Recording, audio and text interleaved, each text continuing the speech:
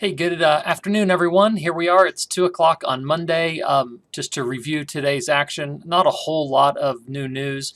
We'll start here with soybeans because today was the last trading day before first notice day, which is tomorrow in November soybeans. So you had a lot of back and forth in beans, but the technical action today was just a reversal from Friday's strength, right? So here's what November looked like, and here is January. So we're now rolled out to January.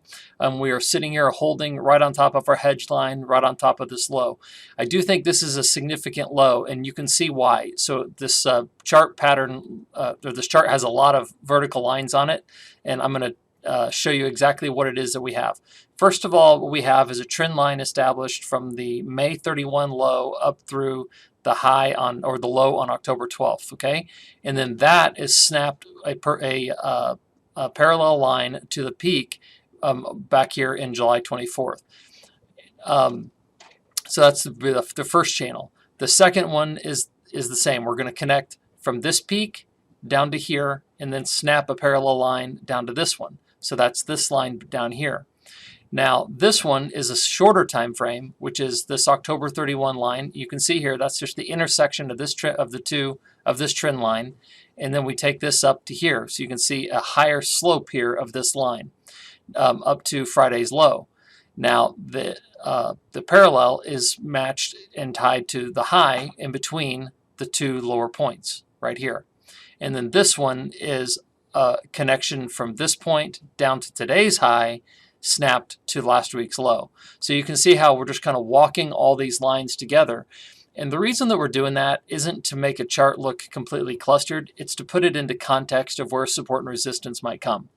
The more of these lines we start to violate, the more bullish or bearish this thing becomes, right? So as we chop sideways and we start breaking into these lines, that becomes more bearish. And then when we break this line here, then that becomes a nice sell signal.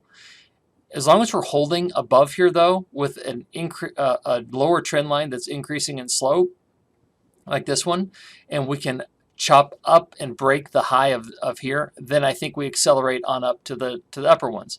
And when we get out of this one right here, if we're able to break out above that, then that should accelerate it all the way up above this high over here. Why would it do that? Well, it's because our crop continues to be a little bit smaller, our exports are pretty good, and our carryout is really tight.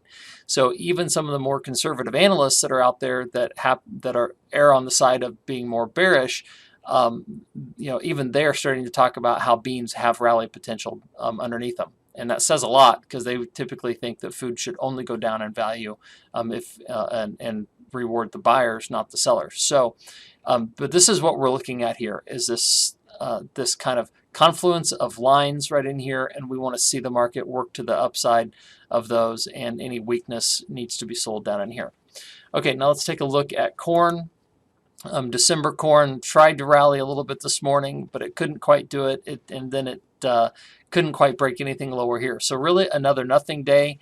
It didn't leave any bearish engulfing shadows. It didn't leave bearish engulfing days. It didn't do anything technically other than we did break Friday's high very briefly and then reverse it. So we do have an outside day down, but without follow through, I wouldn't be too concerned about it. And really, just anything above this 470 mark back here is kind of it's not bullish action, but it's also not bearish until we're able to get down below that. So not out of the woods. I don't have anything really bullish to say about corn other than the weather in South America is real. And the geopolitical situation really isn't that bearish for food commodities. So do we have a big down leg coming? It's definitely possible, and our tail will be breaking these lows, right? So if that happens, then we're going to look lower. Until it does, then we're going to look sideways to higher. And if we can get back up above 92, which is this high right here, if we can get back up above that, then that would turn and I think turn the chart for higher. But 492, 470, those are the two levels that we're watching. Those are the two levels I think you need to pay attention to. Now, Kansas City wheat, We tried to reverse this thing on Thursday, then Friday it took it all back out. But we said at the end of Thursday we really kind of liked, or the end of Friday we kind of liked the action and what we were seeing. And then today we really liked the action a lot more as we did score a little hook reversal. Thought we were going to get the full outside engulfing day, but obviously that didn't work. I'm not sure what happened about 10 o'clock, but oil slid about $1.50.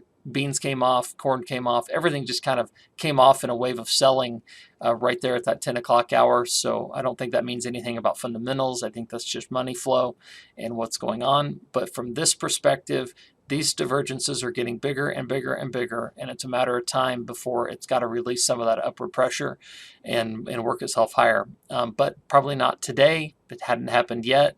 We got to obviously you got to break a high of a prior day before you can get too excited about anything in the wheat market. But steady the course here, because during this entire down move, the balance sheets have gotten nothing but tighter, and the outlook, in our opinion, looks even better for inflation. So stay the course. Don't get nervous about it yet. I guess you can be nervous about it. I don't blame you at all. I am too, but don't lose hope in that, because once it does snap, it's going to snap pretty fast. All right, with that, remember, there is risk trading futures and options. You should only do so in light of your own financial condition. We will be back with you again on Wednesday or tomorrow, depending on price action, but for sure Wednesday at the latest. As always, if you have questions, call us, holler at us. We're happy to talk to you about anything, anytime. Have a great day. We'll talk to you later. Bye.